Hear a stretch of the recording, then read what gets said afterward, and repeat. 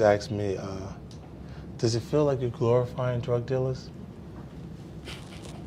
And I'm like, did they say that when they made Godfather? Right. Did they say that when they made Scarface? Because those feature films were made in a time period that this shit happened. That the drugs was coming and they were actually doing it. Mm-hmm. So if you say music is influential, how influential is it? Audio and visual? How much damage do you think that done to the inner cities? When people in the communities would see a Cuban and say, no, just insert me here in the Scarface movie. They're going to do their version of Scarface, right? And make that lifestyle choice. When you see it happening in the innocence of a 15-year-old child making a decision, when they're not necessarily responsible for their actions because they're minor at that point, and simplifying things, saying, what is the issue? We don't have the money for the rent or for mortgage. And your dad is simplifying things, so he's going to work, he's coming home, he's just giving your mom his whole check and telling her to handle everything.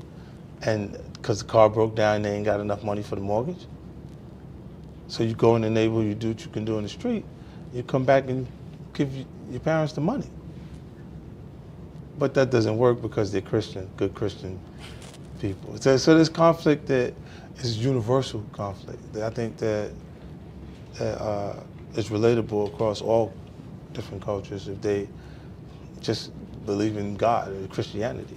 It's a struggle there that's happening early on in this story that is really interesting. It makes Meets the Outcast and T somebody that they think that they could possibly save, and it's just not identifying with how far gone he is in those points. But those circumstances immediately stand out, you know, and I think it's one of the bigger differences in the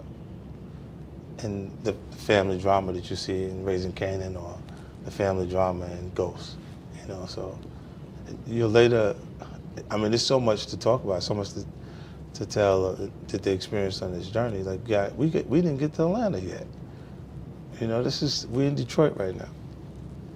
Still got to get to St. Louis, still got to get to LA, still got to make it to Mexico, right? You got to meet the plug.